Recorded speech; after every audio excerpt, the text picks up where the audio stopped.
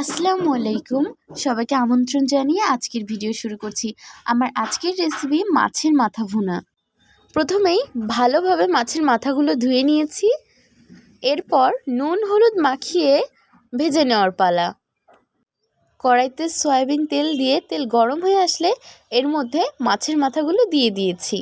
বেশ খানিকক্ষণ সময় নিয়ে কড়া কড়া করে মাছগুলো ভেজে নিয়েছি। একে একে সব মাথাগুলো ভেজে তুলে নেওয়া হয়েছে একটা প্লেটে। একটা কড়াইতে তেল দিয়ে দিয়েছি। তেলটা গরম হয়ে আসলে এর মধ্যে বাটা মশলাগুলো দিয়ে দিচ্ছি।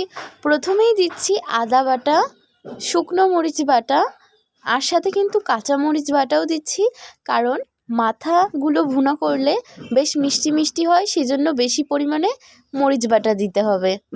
এর সঙ্গে রসুন আর কুচনো পেঁয়াজও দেওয়া হয়েছিল।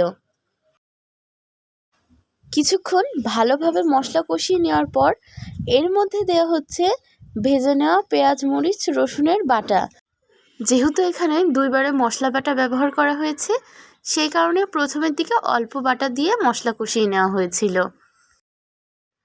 এবার এর মধ্যে দিয়ে দেওয়া হচ্ছে হলুদ গুঁড়ো, মরিচ গুঁড়ো আর ধনে গুঁড়ো। এখানে পর্যাপ্ত পরিমাণে লবণও ব্যবহার করা হয়েছে। ভালোভাবে মশলা কষিয়ে নেওয়ার পর এর মধ্যে দিয়ে দিচ্ছি পর্যাপ্ত পরিমাণে পানি। কিছুক্ষণ পর এর মধ্যে অ্যাড করা হচ্ছে ভাজা জিরে গুঁড়ো। ভালোভাবে মশলা কষিয়ে নেওয়ার পর আবার এর মধ্যে দিয়ে দেওয়া হচ্ছে পর্যাপ্ত পরিমাণে পানি, আর সাথে লবণটা চেক করে লবণও দেওয়া হয়েছে। এখন ঢাকনা দিয়ে কিছুক্ষণ পর ঢাকনা তুলে নিচ্ছি। ঝোল ফুটে এসেছে। এ পর্যায়ে এর মধ্যে দিতে হবে ভেজে রাখা মাছের মাথাগুলো। একে একে সব মাথাগুলো দিয়ে দেওয়া হচ্ছে।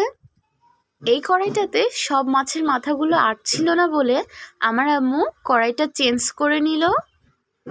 এবার কিছুক্ষণ বলক তুলে নিলেই রেডি হয়ে যাবে মাছের মাথা ভুনা।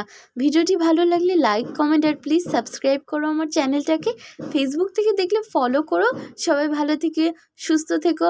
আল্লাহ হাফেজ।